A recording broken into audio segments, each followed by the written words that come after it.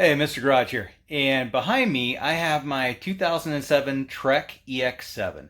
Now, I've been an avid mountain biker ever since I can remember. I've just always been riding bikes. It's one of my things. My kids are into it. They've got some nice bikes. We enjoy it. But recently, on my wife and I's, both of our bikes, we both have EX7, same year, same color, everything. I know, right? Cheesy. Anyways, both of them are RP2 shocks. Finally took a crap. They started belching fluid out of the propedal valve, and yeah, they're just done. And you know what? I thought, can I buy a new shock, or do I need to send it in to push or somebody to get it rebuilt? And I started looking around, and I happened to find a lot of good reviews on Fusion. They've been around forever, but I found I found a killer deal on this shock. Now, this is their RLX Pro 02 shock. It's got open, it's got pedal, and then it's got lockout on it. So it's got 3 positions, and the coolest thing ever is it was only $119, and that almost has me worried, but it was so cheap, and it was on clearance, and I'm like, you know what? That's cheaper than getting a rebuild. Let's see how this does. Now, my shock on my EX7 was a 7.5 inch by 2 inch stroke shock. This one matches. Now, I don't know if these bushings or anything is going to fit yet, so that's what we're going to discover. Is this truly just a bolt-in replacement and I can get rid of my old RP2? I hope it is. And yeah, here we go. All right, so we're going to take our shock out. Now, I just have a standard metric Allen wrench set here. I've got a 5mm Allen wrench, and we're going to take out the upper and the lower bolt for this shock. So, okay.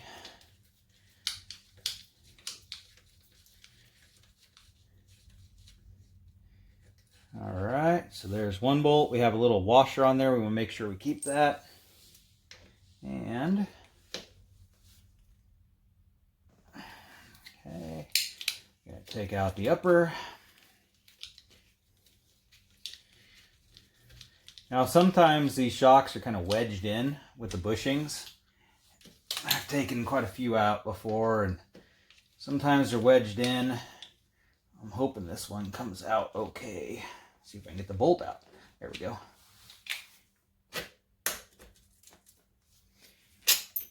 Whoop, and there went my washer. I'll go get that in a second. All right, so good. The lower part's coming out easy. Now the upper part, that part's stuck. So let's see if I can set the tire down. All right, there we go. So there we go. We've got our shock out. Now, these big end pieces are just simply bushings. I don't think I can pull them out. Oh, that one came out by hand. Cool. So we take these out by hand, and before we put them back in, we'll put a little silicone lube just in the inside of the bushing. Same on all of them, and we'll make sure everything is nice and smooth, and we'll clean this up a little bit before we put it back in.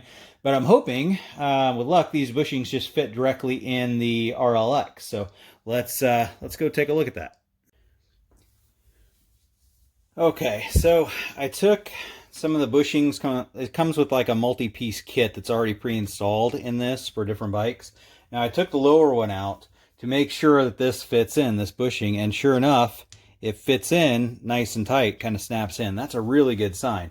Now, whoop, my only worry is the total length is what I'm worried about, or the total width of this whole joint compared to the Fox. So let's take our caliper. Let's take a look here. And I've got right about 40 millimeters of width.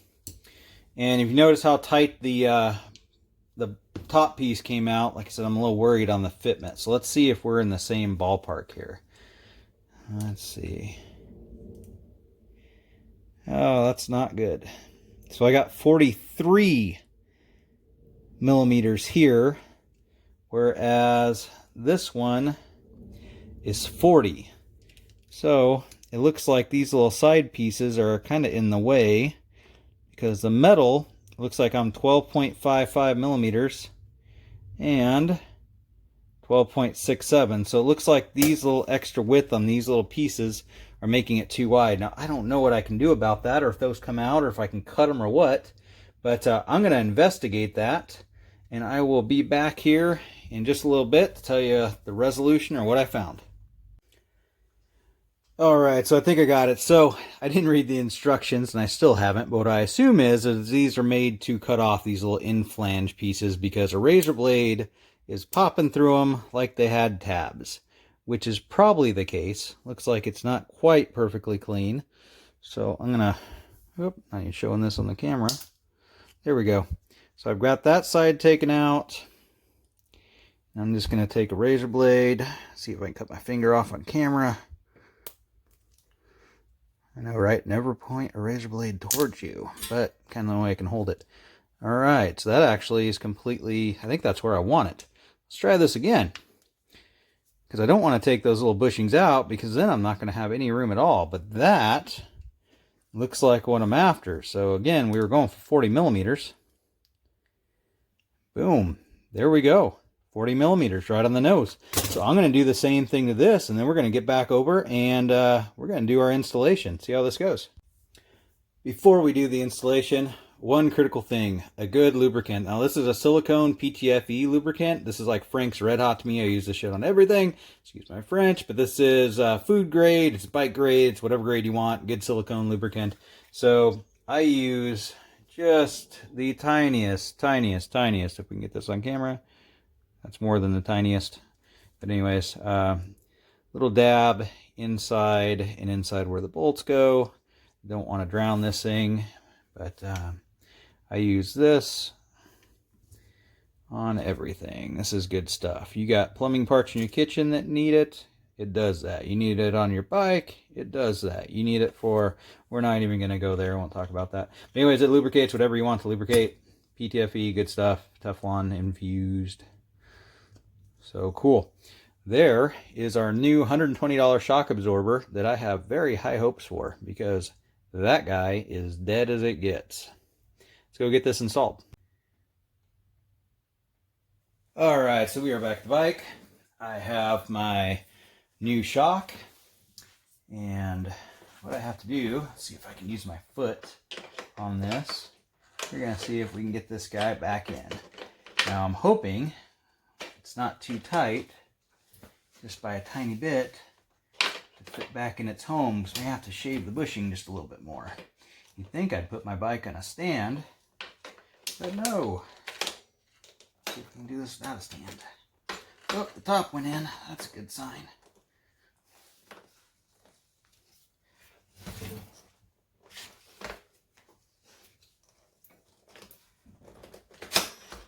Ooh, sweet. There we go. Grab a bolt. See if we can get one on the top. No, I can get one on the bottom.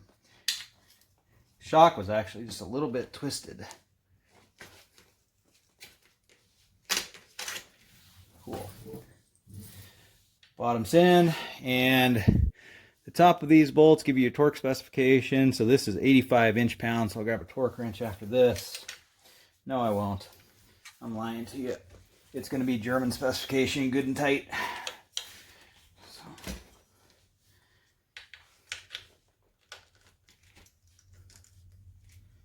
Come on.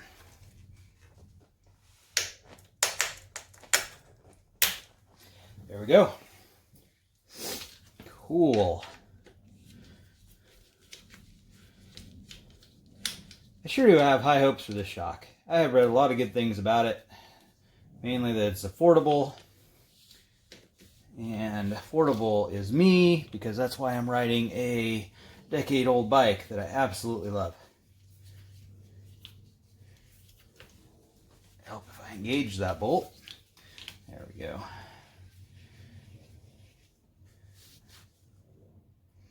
Cool. That's it. I've got another bike to do right behind me. And we're going to get some air in this thing, and I will let you guys know how it feels. I mean, it looks the part, but let's see if it performs. All right, so the bike is upright. I just set my depth at a little more than 25% squish. There is no instructions on this. I didn't realize it. So when I got this shock off eBay, I don't know if this is like a made for mass production or a bulk buy or what the heck it was, since they were clearing them out so cheap. It definitely doesn't feel like a knockoff. The thing is built very nicely. But there were no instructions. There's no anything on it at all. There's just a manual that doesn't even cover the rear shock at all. It just comes in a bag with the manual. So not even a freaking sticker. That ticks me off. Anyways, I set my squish. It needed basically the exact same pressure on my RP2 did. It was 150 PSI. I got it right about where I want on the O-ring and for the way I ride, and I'm happy with that. So I'm going to test lockout. I'm going to go test pedal, and I'm going to give this a ride, and we'll see how it goes. I am back. I'm exhausted. My son and I just went out on a killer ride to see how these shocks did, break them in, and they did excellent for a $120 shock. I mean, I can't ask for any more.